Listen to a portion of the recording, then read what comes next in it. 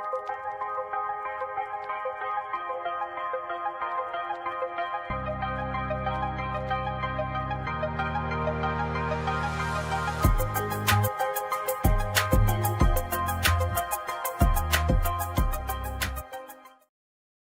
morning, everybody. Welcome into Morning in the Valley. It is August. August is here, which means we are officially 3 months and 2 days away from the start of the 25-26 season. Glad you are with us today here on Friday, August the 1st. Coming up in just a few minutes, we're going to talk with the head basketball coach of the Northern Iowa women's program, Tanya Warren. She is scheduled to be with us coming up at about 9:10. Looking forward to catching up with Coach Warren. If you haven't done so already, please head on over YouTube and search out Morning in the Valley. Subscribe to us there and help this little program continue to grow. Appreciate all of your support as we are 4 months into this little venture, and hopefully so far so good for everybody. Another road game for us today as we are still in Mom's basement here in Northwest Ohio for another 60 minutes or so before we depart back to West Kentucky. But the decor is locked and loaded, and we are ready to roll here this morning. All right, let's get into some headlines today as we start off with a busy commitment time here in the last 48 hours with the Missouri Valley for the class of 2026. We've seen Belmont within the last week and a half with 3 different commitments, and now some other schools trying to catch up. And starting at Northern Iowa, as Ben Jacobson has gotten a commitment from class of 2026 recruit Xavier Zenz out of Wisconsin, a 3-star prospect, a 6'7" small forward out of Wisconsin. Took an unofficial visit back on June 3rd. Was first offered. It was back on May the 22nd. So just about 2 months worth of flirtation between the two sides, maybe 10 weeks before he finally decided to pull the trigger and become a UNI Panther. It's been a busy last couple of months for Xavier after obviously going into this spring and summer AAU season, getting out in front of coaches, got offers in the last 3 months from Bradley, from Illinois State, from Drake, Buffalo, Colorado State, Miami of Ohio, and of course UNI. And in the end, he decides to be a Panther. The last sort of a quiet social media presence for Xavier, but the last thing he posted was back on June 24th. He actually had taken an official visit to Toledo, and then everything was quiet for 6 weeks. And then the next thing we hear out of Xavier is he is going to be a Northern Iowa Panther. So congratulations to Xavier for his decision, and congratulations to Ben Jacobson getting one on the board for 2026. Another commitment, this one in Terre Haute, as EJ Hazlitt has committed to Matthew Graves and the Sycamores program, a 6'7", a self-described point forward out of Indianapolis. He was a listed PrepHoops.com, has him as the number 3 prospect in the state of Indiana in the class of 2026. He will not be an Indiana long, though. His dad is a football coach, and his dad is taking the family to Kankakee, Illinois, just south of Chicago. And so EJ will be playing his senior season there at Kankakee High School. But again, this was an offer. Now, this was an offer, and we talk about sort of the short windows of recruitment that we see nowadays, especially with high school seniors.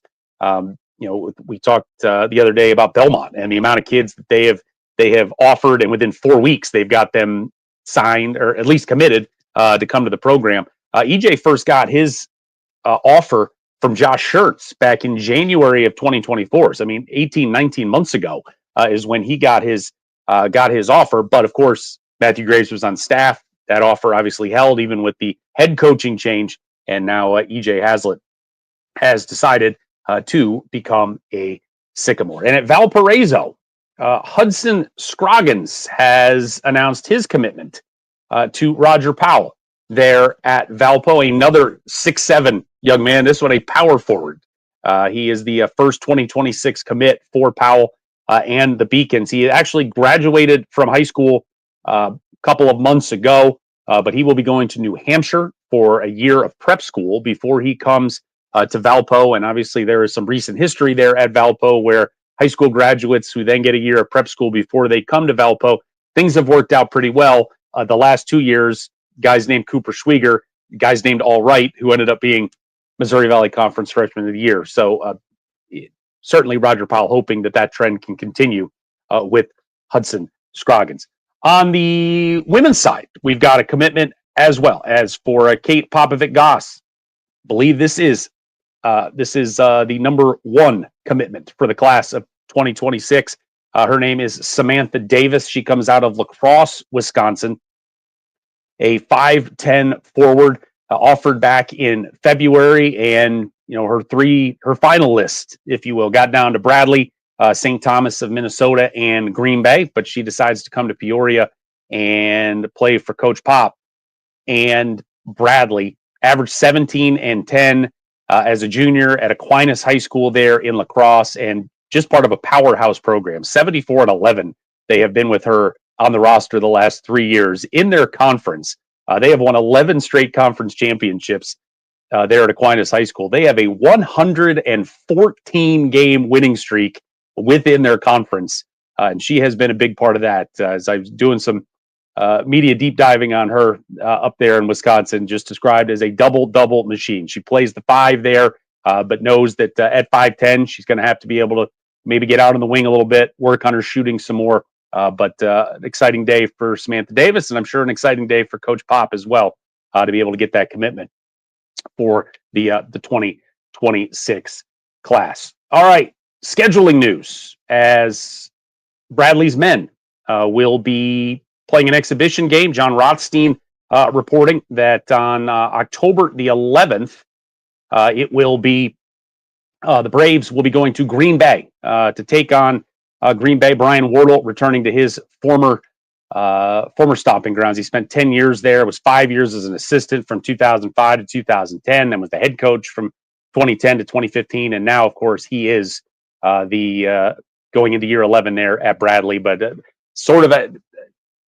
these exhibition games, now that you can go D1 against D1, there's sort of two paths. Either, on one hand, you're going to get some neat matchups, sort of like this one, where you get some familiar folks back together again and get to a game that Bradley would probably never go to Green Bay to play a game. But in this situation, it's a neat homecoming for Coach Wardle. Or it's games, sometimes some higher major schools bringing in mid majors who, again, would never play those teams in the regular season, but in an exhibition standpoint, they would get together and play. But either way, a neat deal there on October the 11th. It'll be Bradley at Green Bay. Our friends at Murray State, we get a very exciting trip of guys on a bus, and that is because they were headed to the airport yesterday to go to the Bahamas, where they will be playing next week, Monday, Tuesday, Wednesday, 3 games in 3 days in the annual every 4 years, although in this case it took an extra year or two, but the every 4-year exhibition tour where they will be down playing the University of Calgary on Monday, and then Tuesday and Wednesday playing teams from the Bahamas. Ryan Miller getting an opportunity to figure out what it's like to be the head coach and walking up and down the sidelines instead of having to sit and so on. So that'll be a good deal for him, good deal for this brand new team. 15 new guys, be able to get together, get on the floor, play against somebody else, and certainly will be a positive for them as we work towards the start of the season. To me, maybe the most important part of that picture that you're looking at is the 3 international players from Murray State are all on the bus and going to the Bahamas. They have arrived here. Matisse Corbin from Lyon, France. He's already been here for a couple of months, but Roman Doman, who played in the FIBA international stuff with France, he just got here within the last 48, 72 hours into Murray. Lachlan Crate, also from New Zealand, who played in some FIBA international stuff. He just arrived as well in the last week. So there's always some holding of your breath for anybody until they get to campus. They're not officially on the roster until they get to campus. Certainly some other complications with the international kids, but they've all made it to Murray, going to the Bahamas to play, and it'll be neat to see everybody in action and see how that all rolls starting on Monday. Our show will be Monday at 9 a.m. Games will start at 10 o'clock. So we got a busy morning in Missouri Valley Conference basketball to take care of there. Murray State's schedule has not officially been released, but it is done from other sources. They have released many of their games. Other sources have kind of filled in some gaps, but just a quick look at what they have. It's really a high major schedule when you look at it. That you have 5 home games, 5 neutral games, and just 1 game on the road. I mean, that is truly a high major schedule. All of their home games, and I think from a maybe sex appeal, if you will, about name brands coming in to Murray to play, there may not be as many as some folks would hope.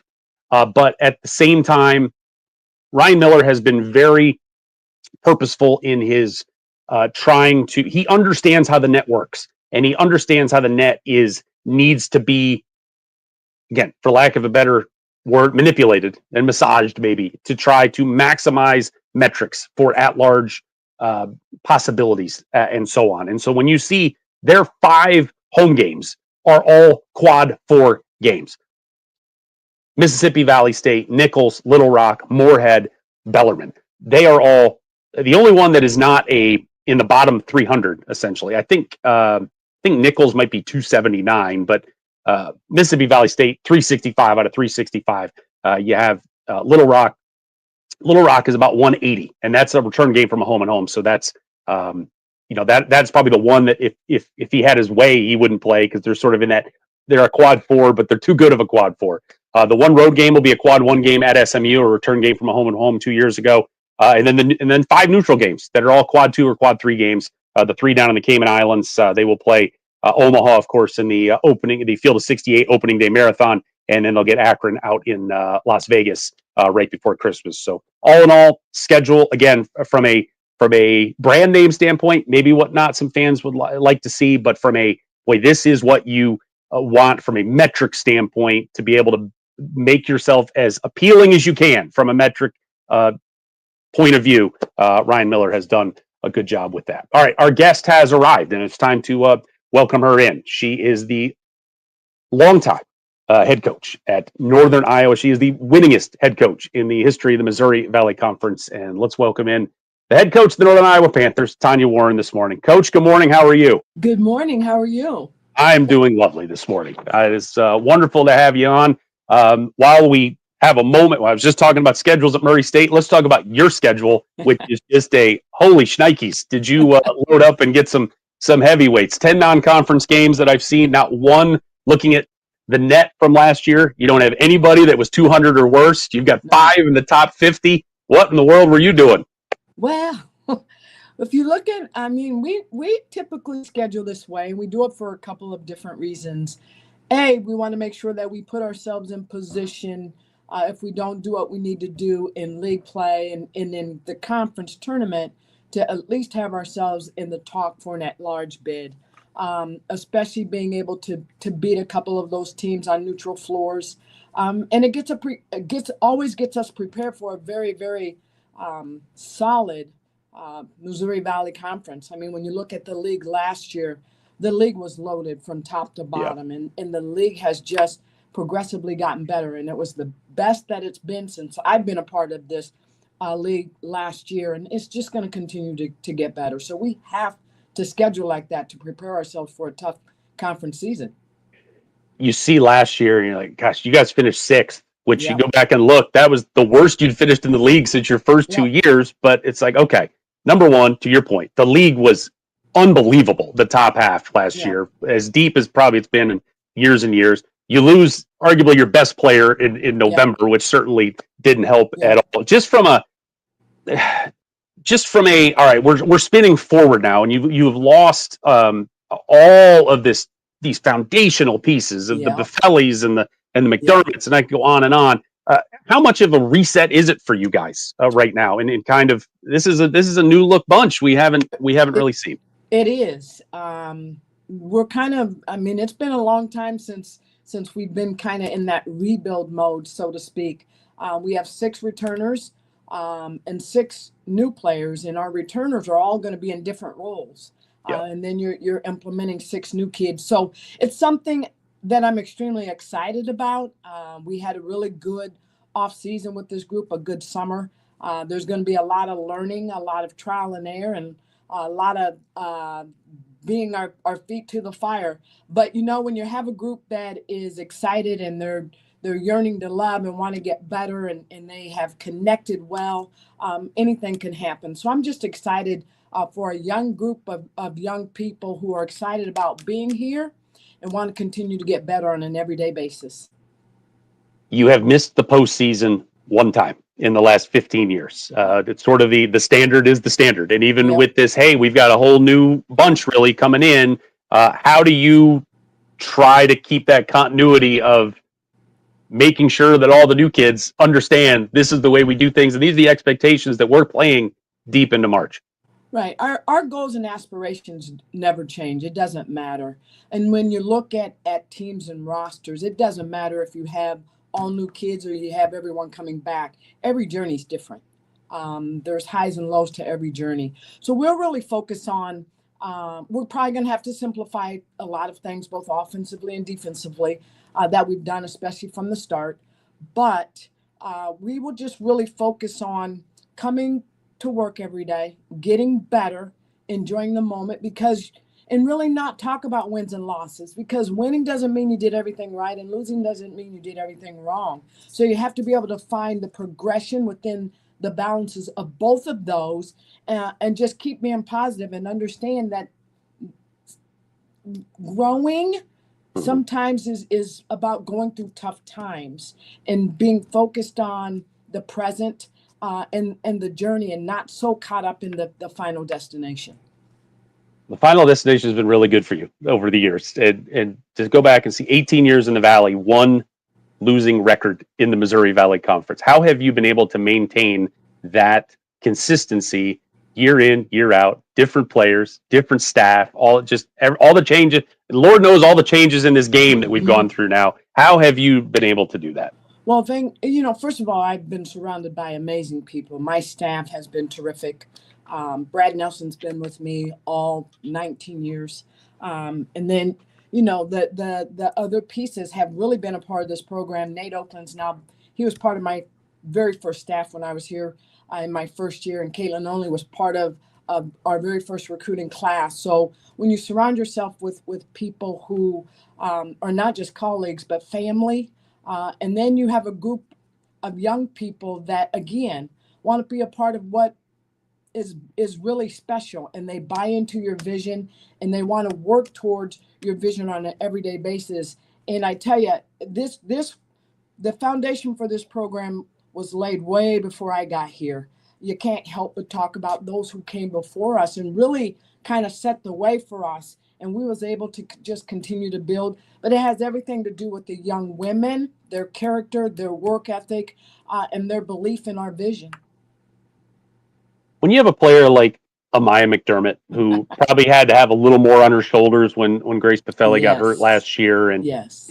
for somebody to, she started 97 of her last 98 games with you, but then at points last year, to have her get 30 against an Iowa and 35 against Murray State, 37 against Iowa State. She obviously had your trust that when it was, it's crunch time, we know we're getting the ball to her and she's going to take care of us.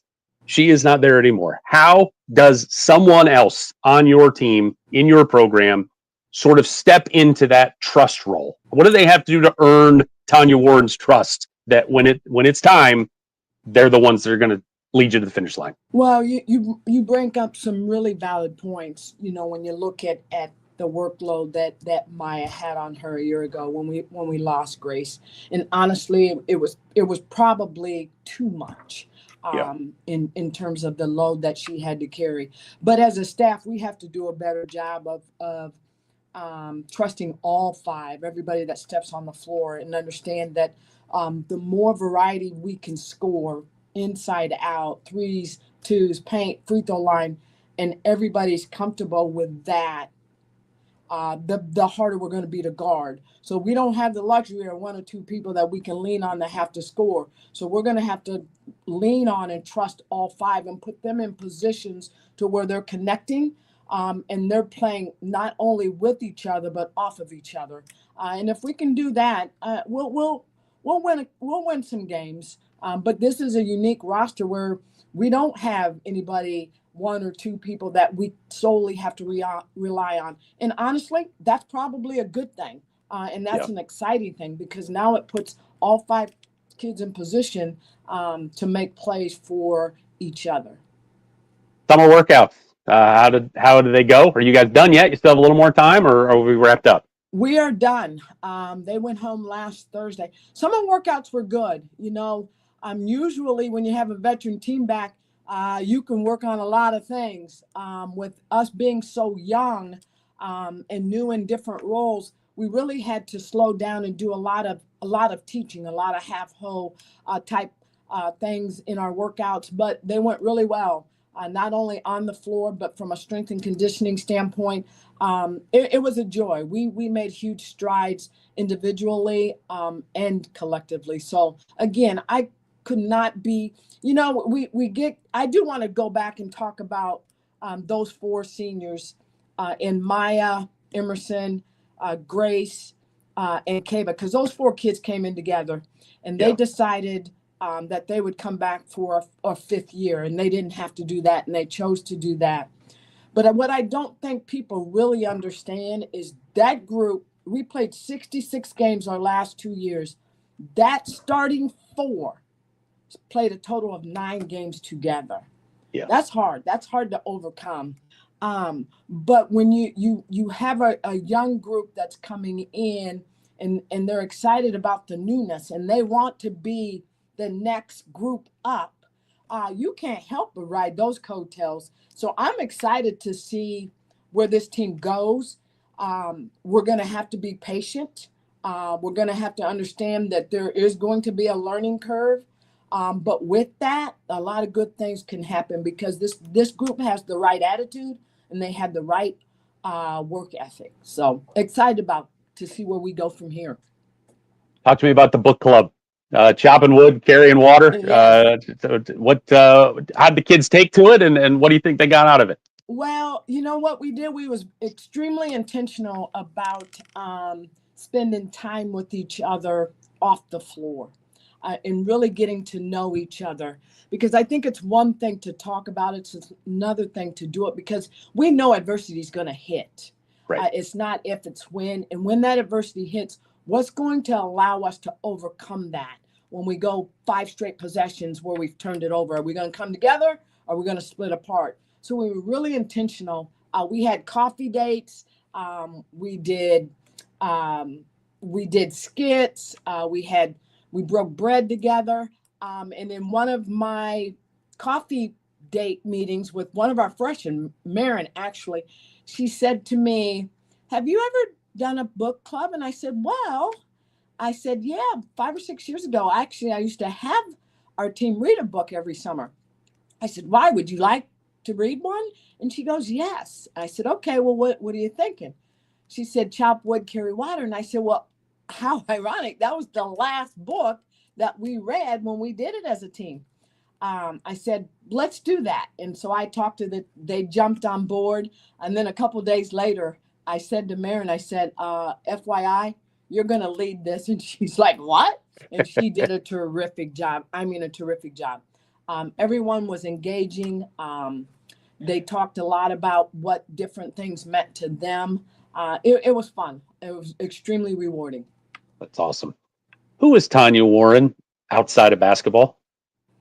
I'm very family oriented. I love my family. I love working out. I love spending time at home. I lost my dad 3 years ago and had an opportunity to move my mom here with me. So she's 88. So being able to spend time with her every day is such a blessing.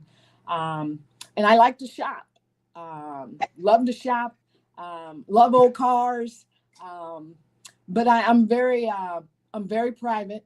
But I enjoy meeting new people. I enjoy just being able to help people, make people smile.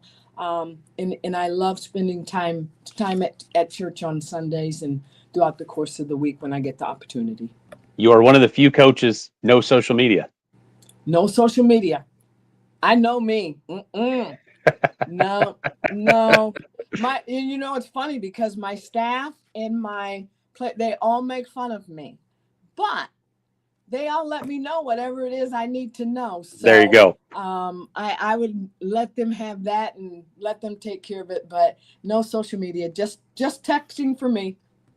Do you have old cars, or are you just like walking by I looking at them? do. I have a 66 Mustang Awesome.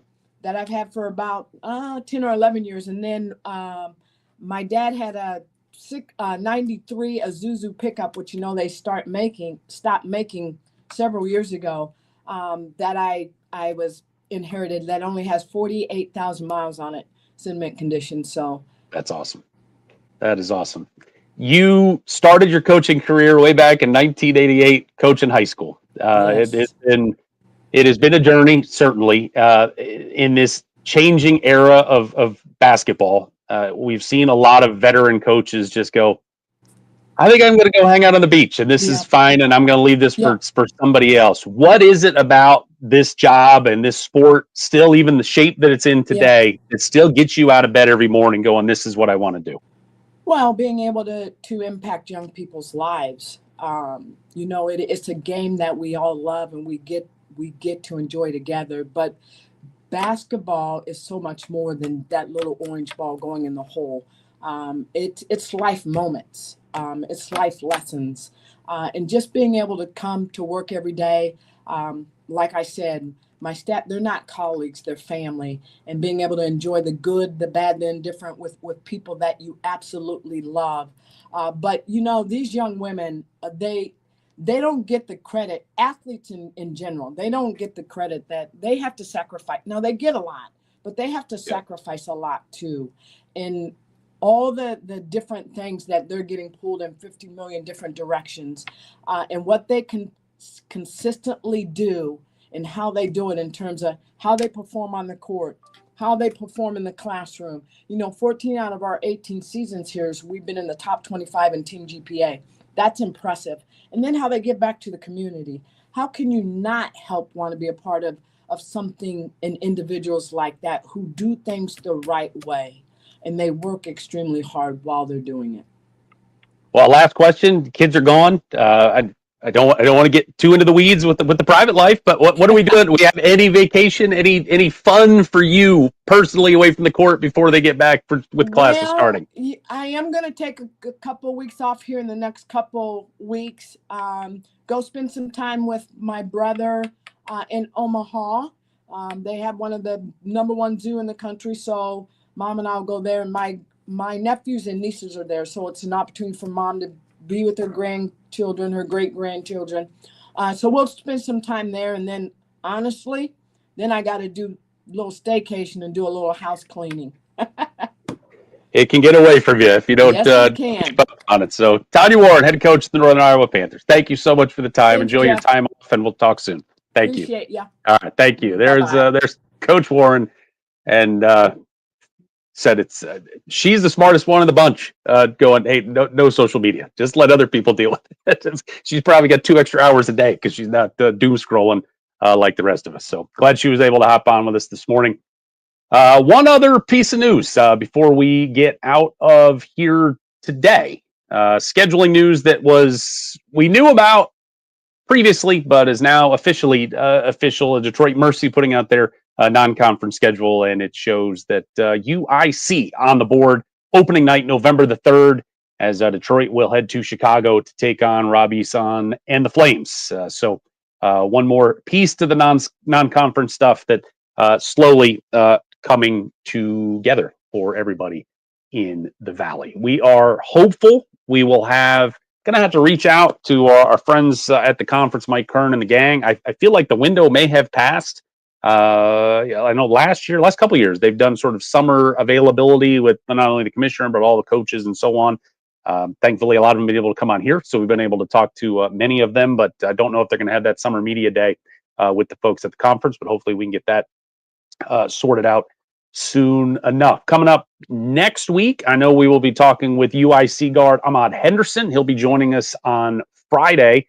Wednesday, my radio tag team partner at Murray State, Kenny Roth, will be with us. We'll talk about the first couple of days of the Racers playing in the Bahamas. Again, they will start Monday morning, 10 a.m. against the University of Calgary, the Dinos. That'll be on Monday, and then 2 teams from the Bahamas on Tuesday and Wednesday. But we'll talk with Kenny on Wednesday and get his early impressions of the new look racers as they get their first chance to play together down in the tropics, enjoying the Bahamas. I think that about does it for Mom's Basement one last time before we head back to West Kentucky. Thanks to all of you for being with us today. If you have not done so already, please head to YouTube and subscribe to the show there. It's free. There's no cost, but you will get all the past shows are there. If you ever miss anything, we've got interview clips up as well. You get a little notification bell you can click just to remind you that when we go live, it'll say, hey, they're up. And so you don't miss any of the shows live when we're on here every Monday, Wednesday, and Friday at 9 o'clock. And again, as we get closer to the season, we'll be on more frequently, and very much looking forward to that. So that does it for today. Have a great weekend, everybody. We will see you on Monday morning, 9 a.m. right here on Morning in the Valley.